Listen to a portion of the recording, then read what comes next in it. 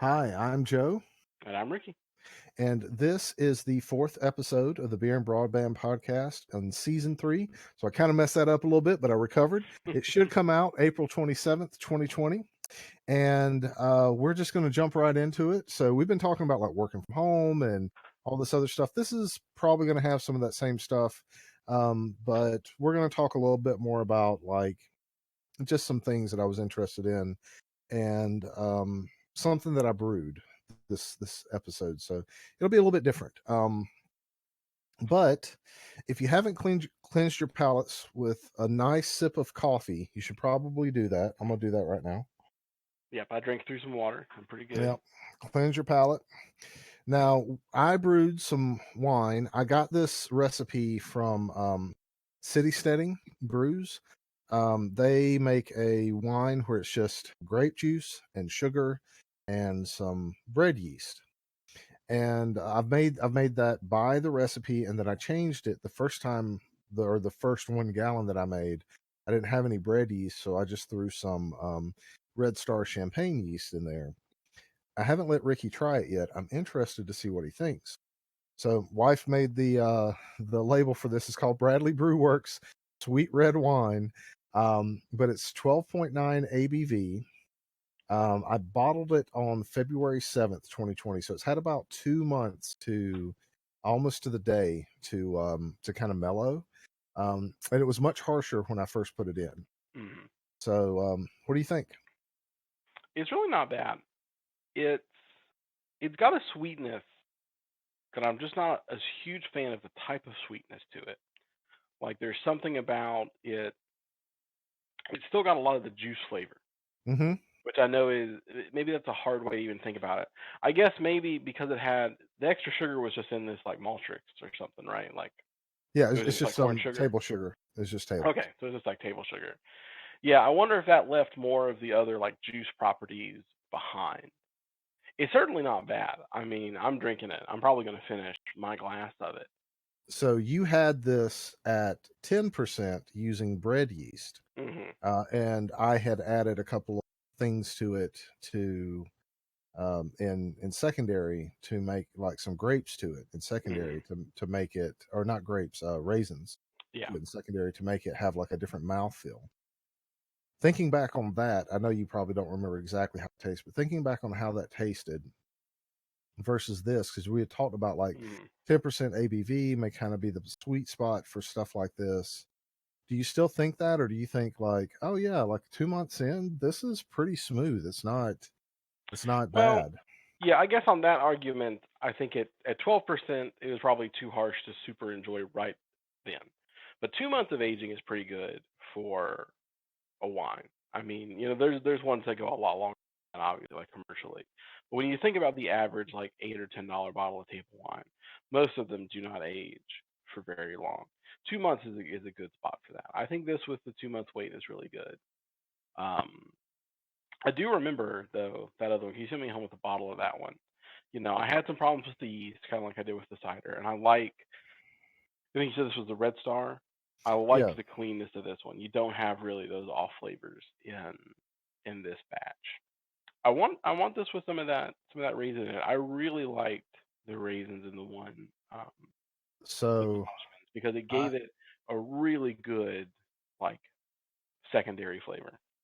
so let me sweeten that pot a little bit. hmm Um, I made some another thing of sweet red wine. I made one of an EC 118, and I made hmm one with some Red Star. I have 1 gallon of Red Star that's sitting in. It's not finished yet, but it already went dry at 0.994. It's 15% ABV, and then I have the Lawson, the EC 118 that hmm did at 13.9 ABV. Um, they're both in there. I put the raisins and tea in both of them. hmm Um, so I've already tried both of them. We're gonna end up talking about those because I've already bottled one of them. That's gonna be one of the things that I let you have next to feel Yeah, to I think see that'll how be that real turns nice. out. Yeah, I think you're gonna enjoy that one. And then I might actually ask you to see what Alice thinks about it.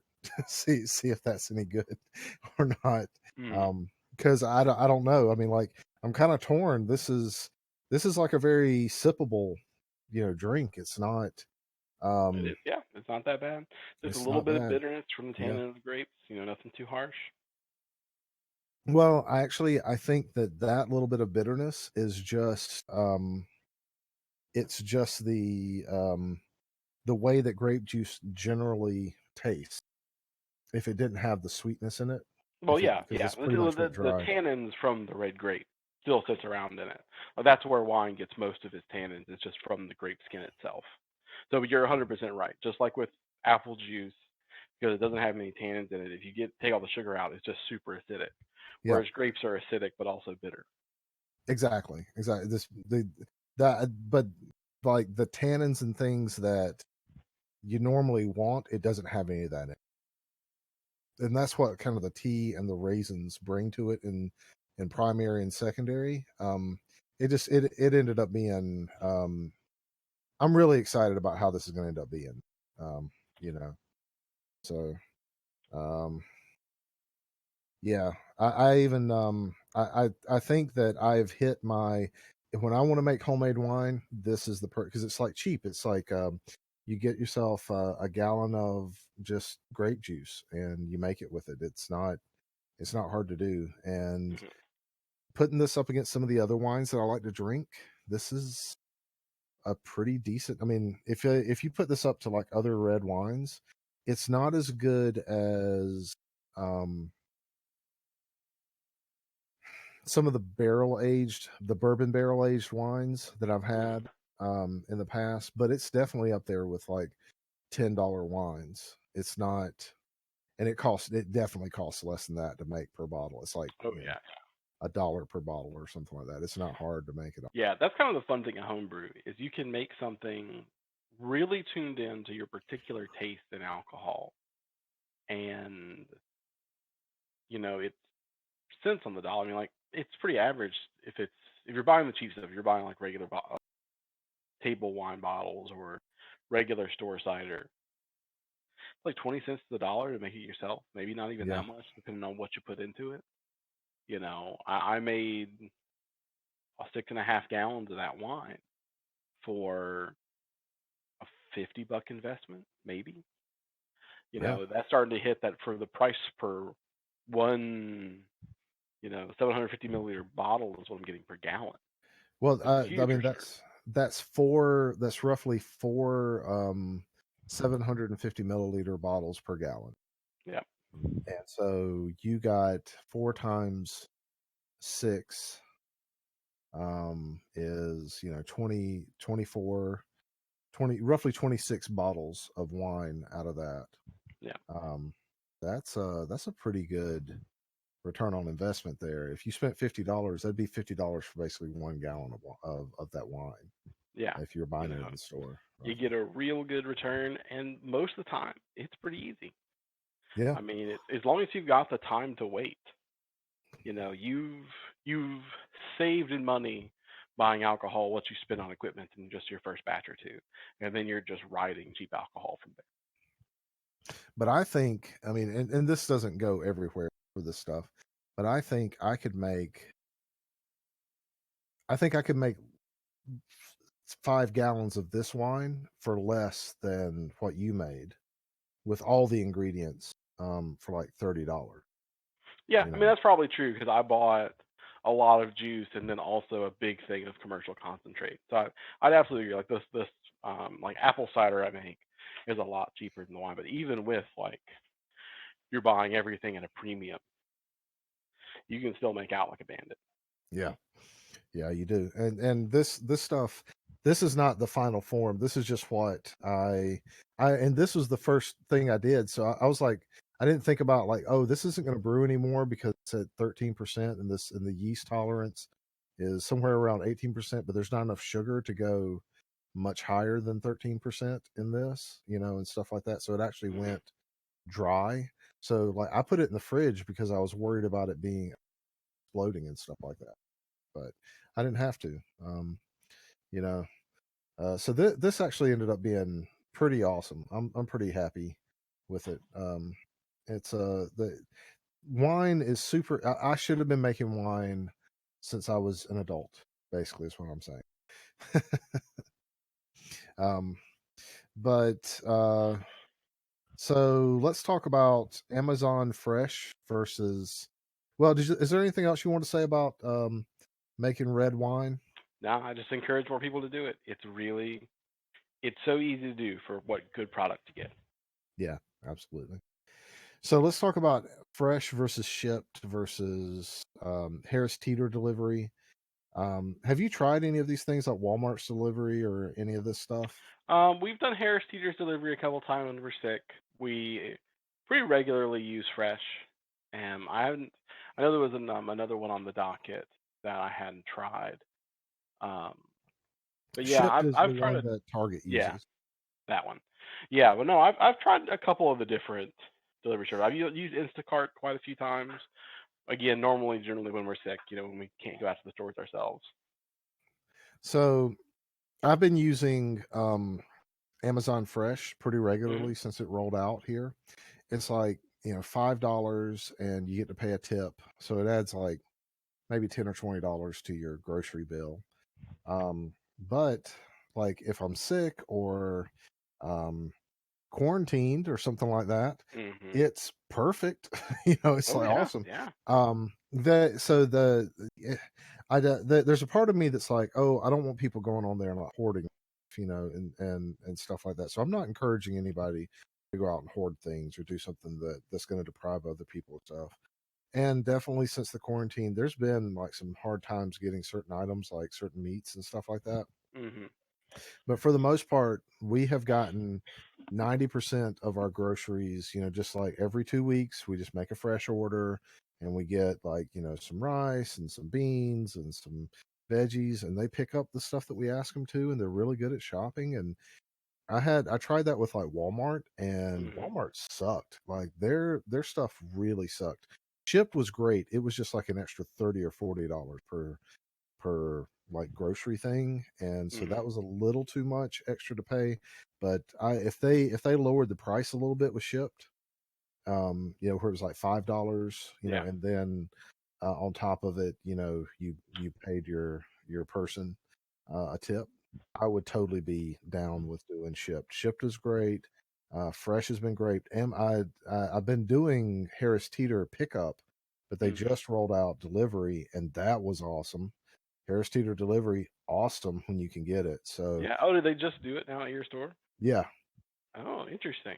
Yeah, we always do pick up almost exclusively because I like shopping for the groceries online because it's a great way to like manage how much you're spending on groceries. Plus, I found that I don't know if this is just store policy or what, but I found that it's easier to get your discounts online than it is in store.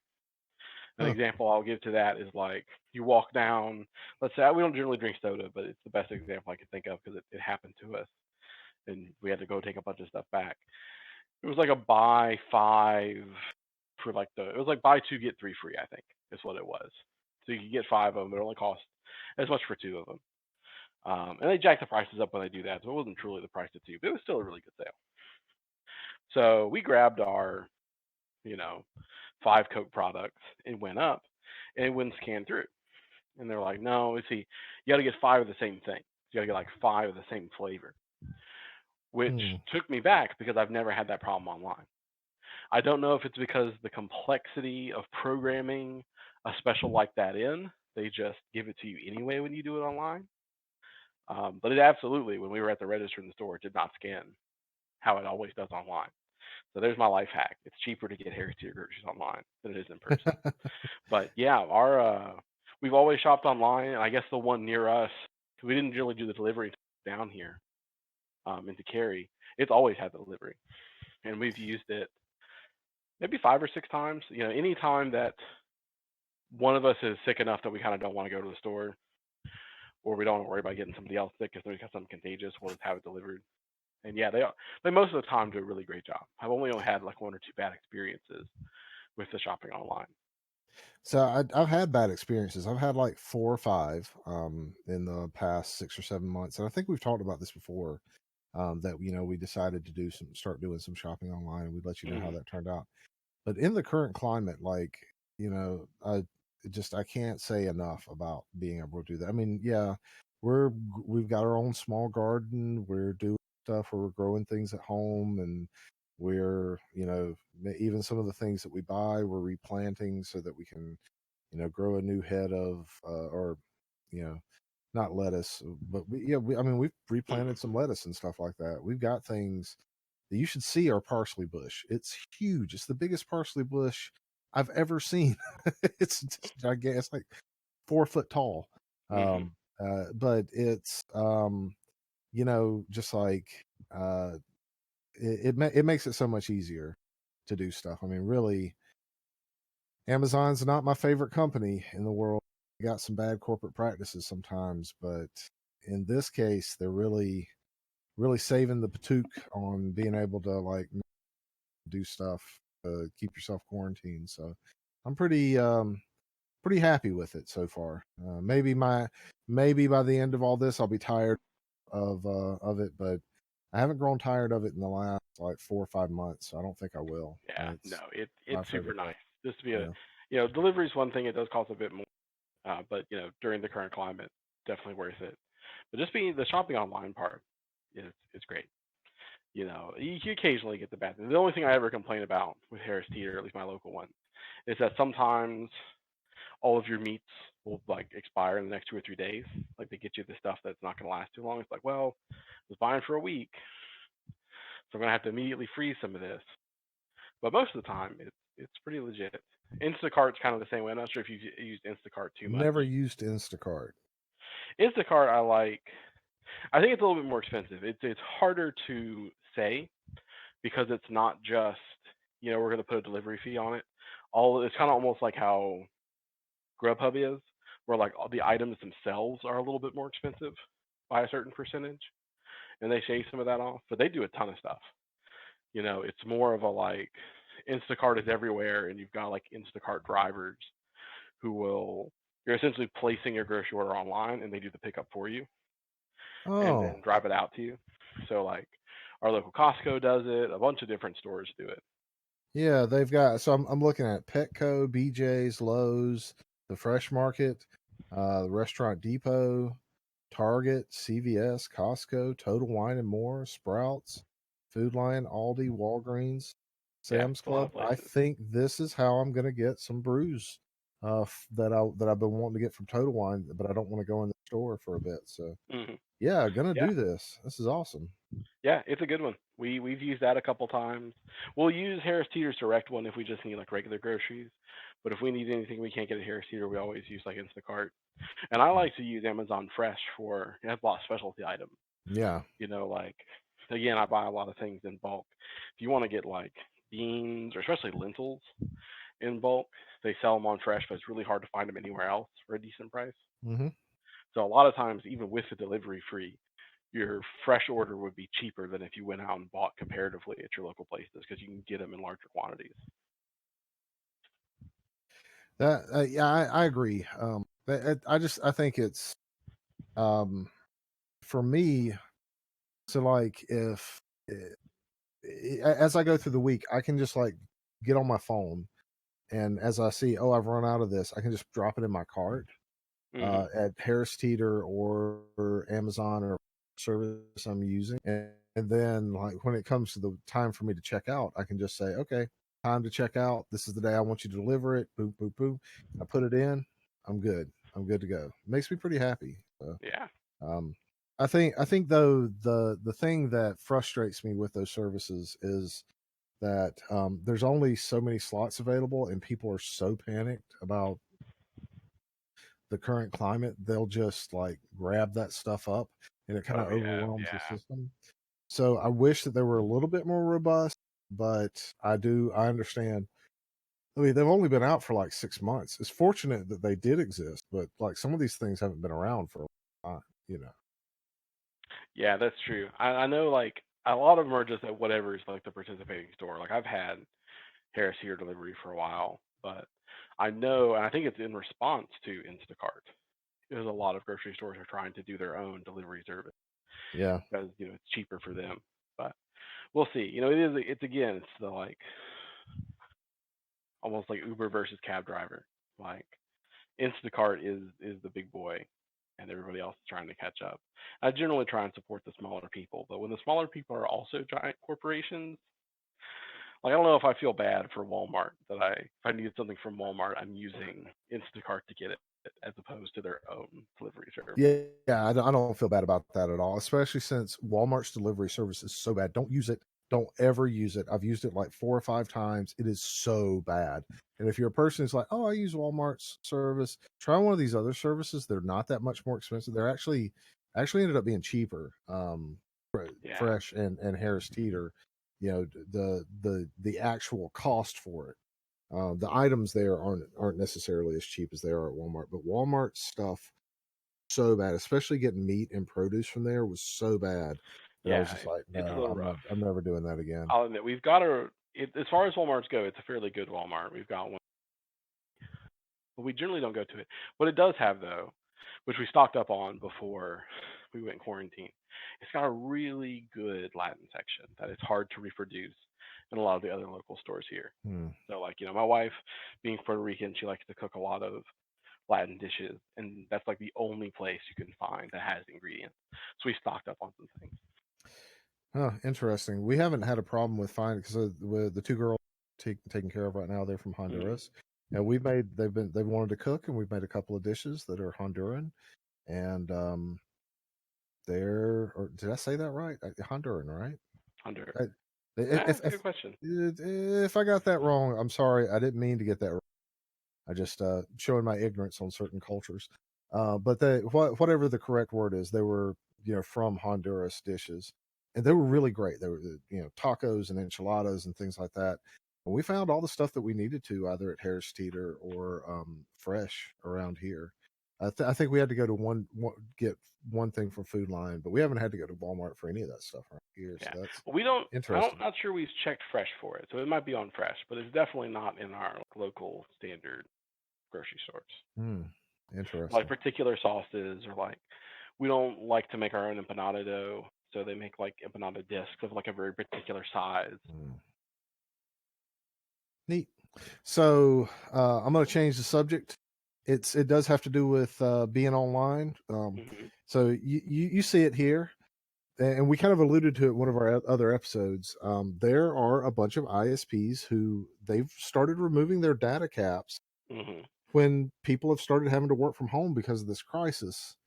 And there's a lot of things, we complained about like the general topic of there's many things that could have been either free or like a not expensive pay for service that people were doing just because either they always wanted to keep it that way, they wanted to be the gatekeeper, or they were hoping that if they made a scarcity of it, they could drive the price up or something, right?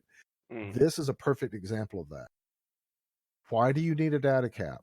We work in tech. We work on stuff that deals with sending large amounts of data over a network. We understand that you might have to put like QoS or something. Sometimes you have to rate limit some things to be able to conserve bandwidth, but there is no like you're not going to run out of the ability to send in a packet. You don't Yeah. have a limited amount of. Data is not a resource you can run out on. Yeah, exactly. It's not like it's gas, and it's like, well, the gas station can run out. Your servers can be overwhelmed, so again, you need QoS. But as long as your servers are running, they're gonna send what they need to send. Yeah, I mean, don't get me wrong. There are things, you could run out of space on a server, or you could do this, you could do that. There's other ways to mitigate that stuff. Charging people what we've just always charged, like you get a certain amount of minutes, or you have to pay Hmm. extra money. You get a certain amount of data, or you have to pay extra money. That stuff is an artificially created cap that's set there and made so that the ISPs can just charge you more money, and there's no reason for it. And we've already paid them millions of dollars for their infrastructure that they haven't even updated in America. Yeah. So why are we paying them more money to have these things in Europe too? I mean, there's some like Germany. I've been to Germany and I've seen what they have to deal with. They should be like rioting at the Oh fronts of yeah. their Yeah. ISPs. Australia too. They just like even Canada doesn't really get a fair shake on their ISPs. I've had to deal with some of their stuff, and now that said, it's not that bad when it comes to certain things. Now I understand if you hit a certain data throughput and you Hmm. have to burst above that. So like if you hit a throughput limit of 1 gigabit, so that's like versus the amount of stuff that's going through your straw, like the amount of liquid or the type of liquid that's Yeah. going through your straw, the size of the straw. Whether you got a jumbo Hmm. straw or a little coffee stirrer, the more throughput you have, whether it's 1 gigabit at a time or 100 megabits at a time or something like that. I understand all that. Like that, you should charge more money for more throughput because you have to put more expensive equipment in. You have to do more to maintain it. It can put more stress on your system, so you have to make sure that there's more dedication there and stuff like that. To dedication, the bandwidth is more dedicated to that certain setup. All that said, that's great and I appreciate that and it's wonderful, but the way that we've done it to consumers is just it's basically just taking advantage of poor people. um Yeah, it really doesn't make sense um, for almost every situation. There's a couple that it does. Some like really rural communities that are working on just some crazy old tech. I can yeah, see, but I've had some customers like that. But really, it's nothing but price gouging, and it's really sad for me. I mean, I'm glad they were caps because I feel like people would riot if they didn't, especially the people that have to work from home. But like on so one they're hand, they're in normal probably going to put them back on after people oh, get I'm out. sure they will. Yeah, Yeah, they'll put them back on because here's the thing: a part of you wants to say at the beginning, like, well, maybe they're doing it to be more competitive. Because just like we talked about in a previous one, people will switch to employers that are supporting them. Same thing with your utilities. Like if you've got a choice of who's providing your internet, you're going to go with the person who's going to give you the better shake at the time you need it. But people really generally in America don't have a choice. There, like there's two ISPs in my area who both have the same setups. If you're in a place that has data caps, probably all of your available options have data caps. So, it's just that shame. Like, it's glad they do it, but I can't like thank them for doing it because they didn't need to do it in the first place. yeah, And there's they're no there's pretending no it's charitable to do it. I think what I would say, like when you're a kid, they do what they're supposed to do and you say like thanks, like you're saying it just because they did the thing you want them to do, like things again. If there's any thanks that need to go out there, it needs to be thank you for not being the douches that you were before this all started. You Yeah, know? like thank you for not being like making this hard. Yeah, exactly. You cut out there a little bit, but I caught what you were saying. Gotcha. Yeah. um, yeah, thank you for not making this harder. Thank you for not doing all these, but you're not like so the people that work for you are probably not too bad. Like I know some people that work for Ps, they're all right. Um, but the people that make the policies at them kind of, I don't really like that. Now, I saying that, and I sing the praises of Google Fiber all the time because I've got it. So I don't want to like make it out like every ISP is always awful and stuff like that. But I had Spectrum for how is 4 or 5 years. Hmm. That no, I had it for longer than that, and I went from having 20 megabits download at the highest tier that I could get, and 2 megabits of upload, and they treated it like they were doing me some sort of favor. Um, but I didn't have any other than to get Spectrum, and you know, like every little thing that the corporation did was they weren't really doing anything better, and I had constant outages and all this other stuff. That they still call me up constantly like, well, would you like to switch back? And I'm like, no, take that and shove it somewhere. I don't want that. I haven't had an ISP outage since I started using Google Fiber. There was some problem with the phone line and they reimbursed me like $10 or $15 for the day that it was out Hmm. on Google Fiber. Now, I mean, they don't treat me like they sometimes they treat me like they're doing me a favor by giving me stuff, but that's much less with Google Fiber. And I still like they're not my favorite. That's not the way I think that things should be, you know. So Mhm. I'm just I'm ranting now. I'm about to go into like full on rant down from Joe. So stop me, Ricky. Stop me. um, yeah. So in kind of the same vein, you know, smartphone manufacturers, Apple, um, over the last year, their sales have been down. The iPhone sell as much as they thought it would.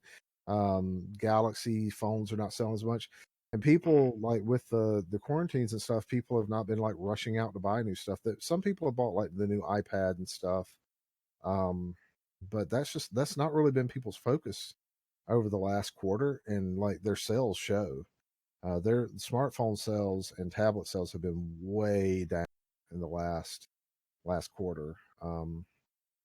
And I wonder what that's going to mean for us, like overall. Are these companies going to focus on something else, or they're going to try to move to like wearable tech so that they can keep their profit margins up, or are Mhm. they actually going to make some sort of innovation in some of the areas? Because right now, if you get a Galaxy phone or an iPhone, there's a few features for each one that are really great, but nothing really sets them apart from one another. You can basically do whatever you want to do with any of these services without, you know, on any phone. You don't need an Apple versus an iPhone or Mhm. anything, or an Apple phone versus a Galaxy phone, or Android versus iOS or whatever. It's not like it was back in the day where there were some killer features on one that you had to have or a killer app on one or something like that. It's not that way anymore. Mhm. What do you think about that? Yeah. I mean, I agree with all that. I guess I'm not. I don't know. Yeah, I generally like to come up with a counter, but I kind of just wholly agree.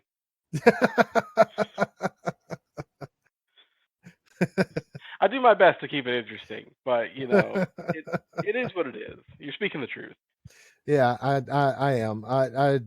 I get up on my soapbox about this stuff too. I'm like, companies need to be more responsible, blah blah blah blah blah. And I work at a tech company that sometimes isn't very responsible, and sometimes they are, and I disagree or I agree with their policies and stuff like that. For the most part, I try to stay at like a company that I agree with things with, and I don't. Most tech companies, they have bad things. They have something bad about them, right? But like the ISP thing, I don't understand that. I don't understand how we're not having like some sort of French Revolution type moment with the ISPs. I mean, I'm not saying we need to go like violent. I definitely not saying that.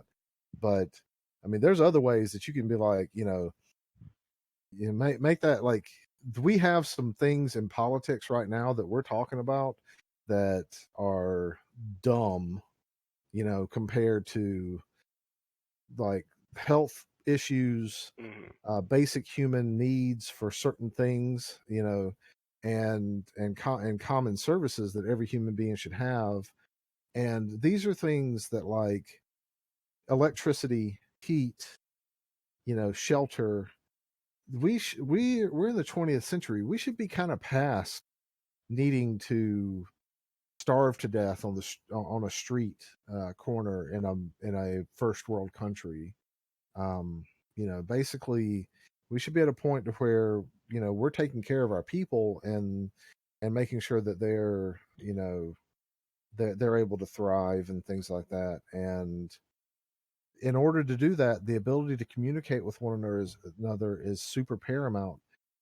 I'm not saying that you should get 1 gigabit of throughput on the internet for free, but you should have something that's there. I mean, even if it's like 20 megabits, the minimum to be able to call yourself broadband, that should probably be free for every person in the United States and Canada Mhm. and England and Germany. Like we call ourselves first world countries, but we don't have some of the basic things that people need to be able to work and to be able to communicate with one another and stuff like that. And it Oh just yeah. seems like we're not. Especially if you look at like all these schools that are quote unquote closing, that are going to all online classes. Like suddenly now, oh, your education system needs to be happening over the internet. Like when there's bad weather, we still always guarantee buses run unless school is canceled because again, it's public service. Right. We guarantee education. Yep. Well, we're saying, man, if things get bad enough, what we need to guarantee that education is access to the internet. Yes, that is absolutely 100% correct. If things get bad enough, everyone in this country needs to be able to work from home. Our industries need to be able to be, automated so that we can have everybody like with safe distance in case of a quarantine type situation. Like we need to rethink what we're doing. It's it's dumb of us to just think, oh yeah, we can just like make everybody go out and work and we'll just, put the old people up or we'll do this. That's not how herd immunity works. Hmm. Um, how many people did we lose in the Spanish flu? It was like millions of people. Uh, Look it up. yeah. So that, but whatever that number is, basically, what I'm saying is that we spent a lot of time in the past, sacrificing people for these things. We need to be better than that in the 21st century, 22nd century, whatever, wherever we are. We're not gonna we can't continue to have the mindset of advancing on the backs of the poor and Hmm. the destitute. If we plan to go forward, man, that got dark toward the end. Like,